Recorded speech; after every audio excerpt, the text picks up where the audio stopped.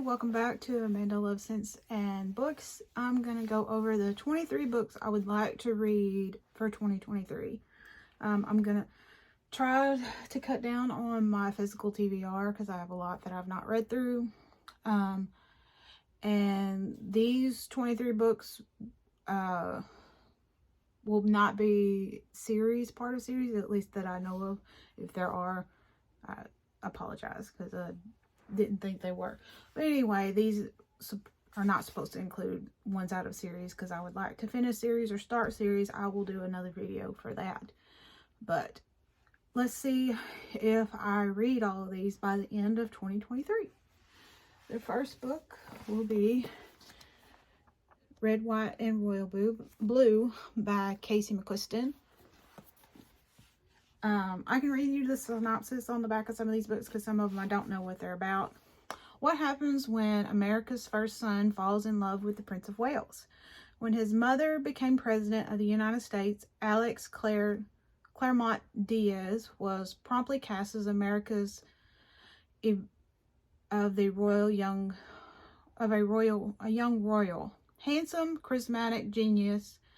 His image is pure millennial marketing gold for the White House. There is only one problem. Alex has a beef with an actual prince, Henry, across the pond. When the tabloids get a hold of a photo involving Alex and Henry's altercation, U.S. and British relations take a turn for the worse. So, sounds pretty good. I'm thinking I'm going to read this next month in February. I'm not for sure, but we shall see.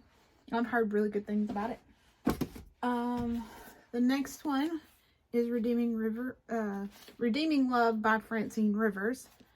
It says, California's gold country in 1850, a time when men sold their souls for a bag of gold and women sold their bodies for a place to sleep.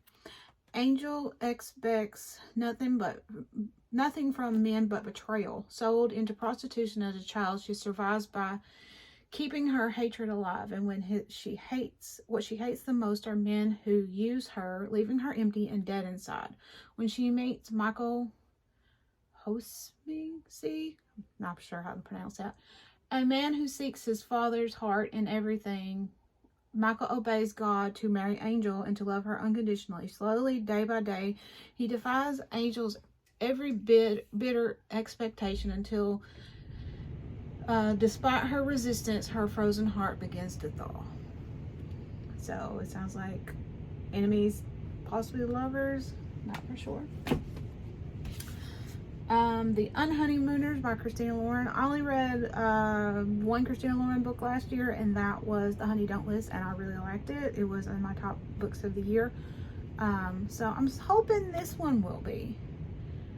From what I've heard, this is friends to lovers, I'm suspecting. Olive Torres is used to being the unlucky twin from an unexplicable mishap to a recent layoff. Her life seems to be almost comically jinxed. By contrast, her sister Amy is an external champion. She even manages to finance her entire wedding by winning the slew of contests. Unfortunately for Olive, the only thing worse than constant bad luck is having to spend the wedding day with the best man, her nemesis, Ethan Thomas. Olive braces herself for the wedding and determined to put on a brave face, but when the entire wedding party gets food poisoning, the only people who aren't affected are Olive and Ethan. Suddenly there's a free honeymoon up for grabs, and Olive will be damned if Ethan gets to enjoy paradise solo. So from the sounds of it, they have to go on this honeymoon. We'll see. And then I haven't read anything by Emily Henry, but I've heard she's really good. The People We Meet on Vacation. Poppy and Alex, they have nothing in common. She's a wild child. He wears khakis. She's an unsustainable wanderlust. He prefers to stay at home with a book. Somehow, ever since a fateful car share home from college many years ago, they are very best friends.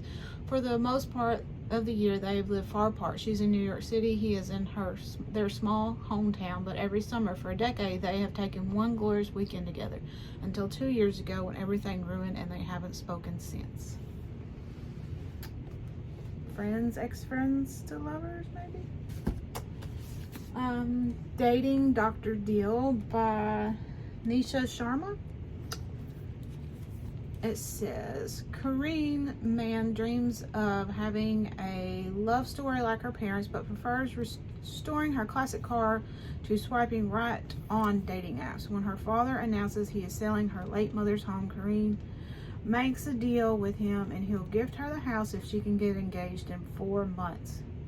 But her search for a soulmate becomes impossible when arguing with Dr. Verma, host of the Dr. Deal show, goes viral. Now the only man in her life is the one she doesn't want.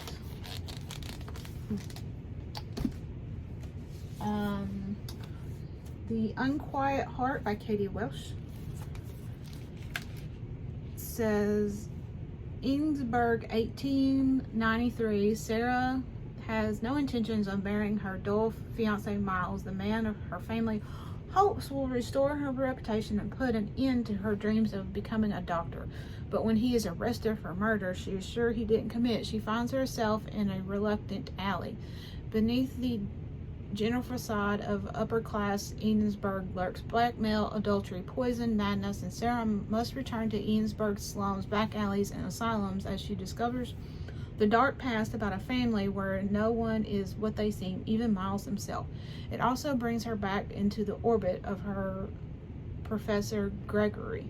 He sees Sarah as a protege, but can he stave off his demons long enough to teach her the skills that will save her life? The Vanishing Half. I've heard really good things about this, by Britt Bennett. I know it's about twins and they can pass as black and white, and one passes as black passing and one passes as white passing. Yeah. And their families don't know of each other, well, of it. We'll see. I've heard really good things about this book. I found it at Goodwill, I think.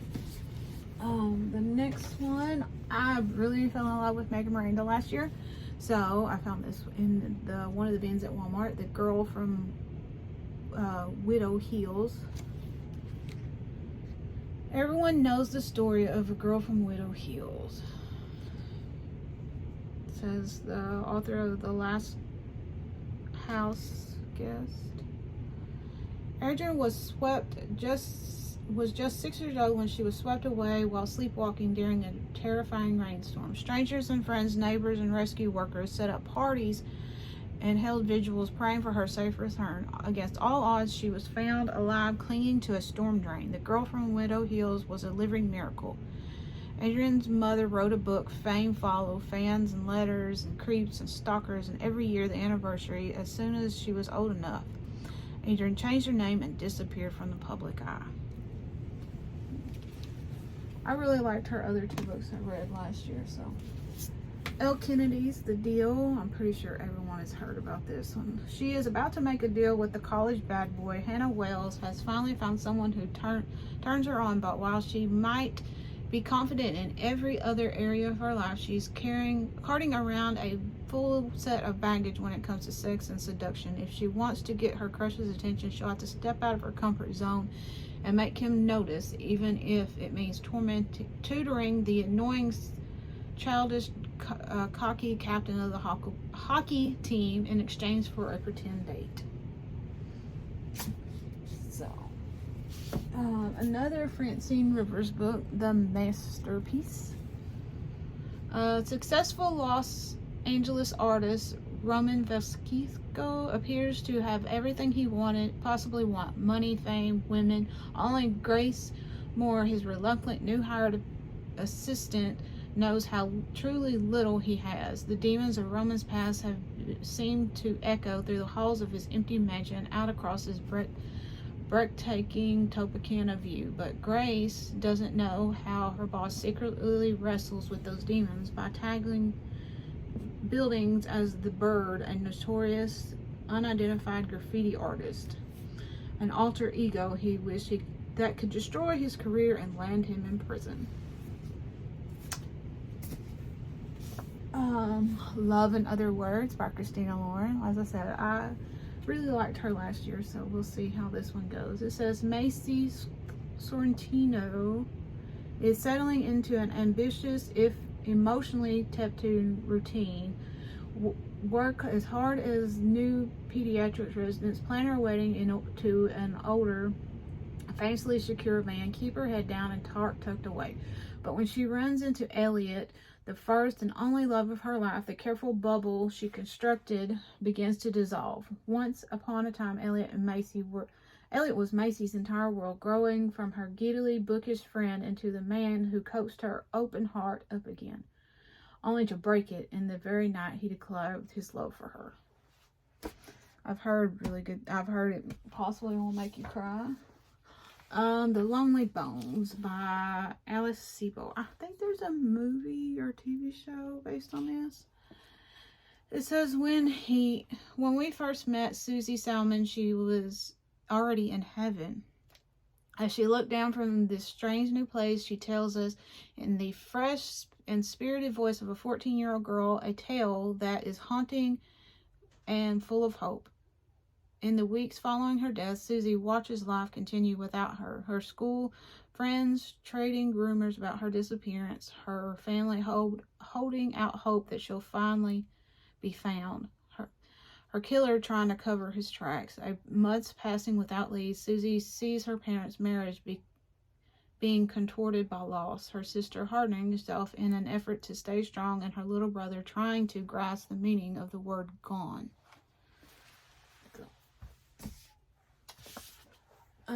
Crushing It by L'Oreal Parker. It says, to pinch her new role-playing game at a European conference, developer Sierra Reed needs to overcome her terror of public speaking. What better practice than competing in a local bar's diary slam, regaling an audience with an old entries about her completely humiliating college crush on a gorgeous Tristan Spencer.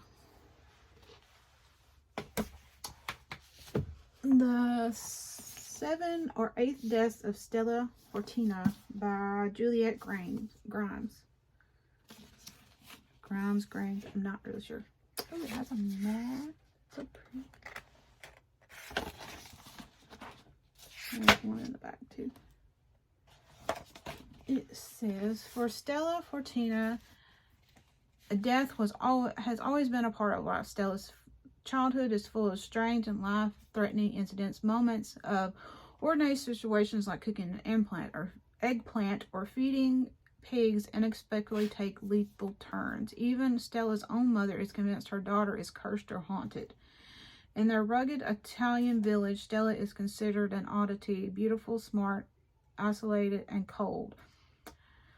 Stella uses her particular toughness to protect her slower, plainer sister, Tina, from life's harshest realities, but also she provokes the ire of her father, Antonio, a man who demands the surveillance from women and whose greatest gift to his family is his absence. Maybe a cursed little girl. Into the Storm by Tristan Cortinta. I think this is based on a movie. I could be wrong. It's just in late September 2015, Hurricane Joaquin, I don't know how to say that, swept past the Bahamas and swallowed up a pair of cargo vessels in the destructive path of El Toro, a 790-foot American Belmont with a crew of 33, and the Michoud, a 230-foot freighter with dozens of sailors on board. So it looks like 2 ships are going to collide in a storm. The Guest List by Lucy Foley. Some of these books I found on sale at like Ollie's or my Goodwill, and then some paid full price for. But Love and Other Words I got for my birthday this year. But this one, it says, the wedding of the year, but some won't survive it. On a remote island off the coast of Ireland, guests gather to celebrate the wedding of Jules Keegan and Will Slaughter. Will is a rising TV star, handsome charming, and Jules is a smart, ambitious magazine publisher. Through the Sea is a little choppy, and the cell service is spotty. Their wedding is everything you expect of a young power couple. Designer dress, 4-layer cake, boutique whiskey, vintage champagne. Every detail has been curated to perfection. All that's left to orchestrate is the happiness, but perfection is for the plans, and the people are all too human. It is not long after the cake is cut, the champagne is popped, that the resistance and petty jealousness comes out. Worse yet, the latest barometer reading shows the weather has shifted from fair to changeable. Dark clouds are looming overhead. Everyone on the island has a secret, and everyone has a motive, and someone won't leave this wedding alive. Murder mystery. Little Fires Everywhere by Celeste Ng. I know there's a TV show based on this. I haven't watched it yet. It says, in Stalker Heights, placid, progressive suburb of Cleveland, everything is planned, from the layout of winding roads to the colors of the houses to the successful lives of its residents will go on to lead, and no one embodies the spirit more than Elena Richardson, whose guiding principle is playing by the rules.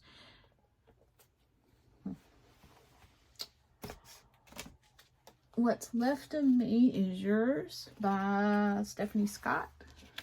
It says, a gripping debut set in a modern-day Tokyo, inspired by true crime. What's Left of Me Is Yours follows a young woman's search for the truth of her mother's life and her murder.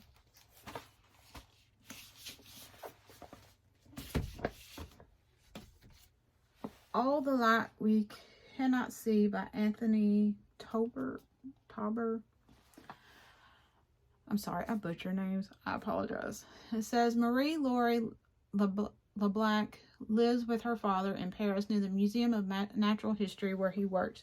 She is 12 in the Nazi company Paris, and her father and daughter flee to the world of Saint-Malo, where Marie-Laure's reclusive great uncle lives in a tall house by the sea. With them, they carry what might be the museum's most valuable and dangerous jewel.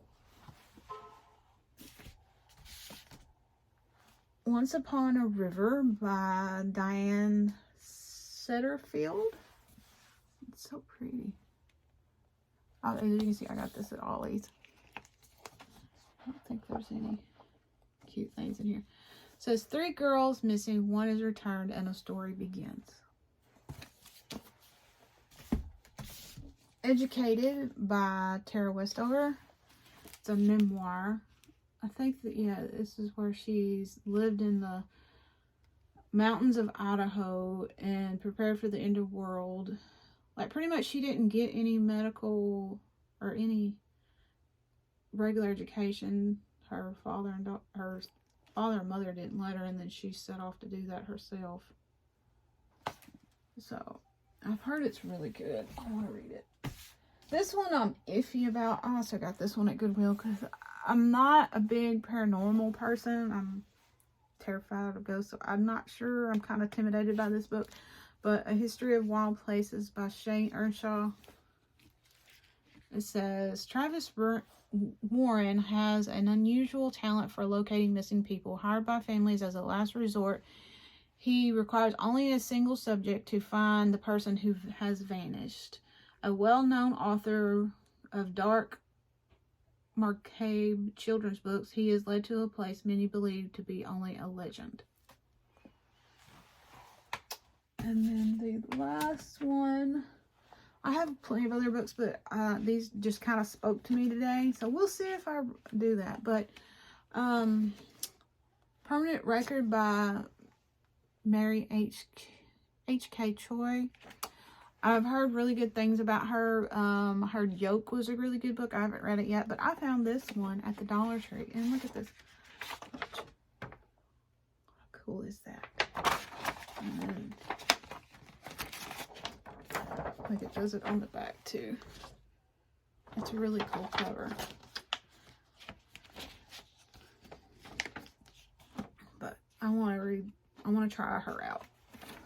And the rest, I mean, I have plenty of other books I want to read, but some of them are series, and then some weren't calling to me today. But I am a mood reader, so this may change, but this is a general guideline I want to try to read this year and get some of these read through some of my TBR, and if I don't like them, I can give them off to people or donate them to the little library or whatever, just to make room for new books and keep the ones I love. But thank you for watching, and if you made it to this part of the video, tell me which one of these books you think I would enjoy, or any suggestions, like which one should I pick up first. I am still reading through some of my January books, so trying to finish those first. But I hope y'all have a good rest of the day, and thank you.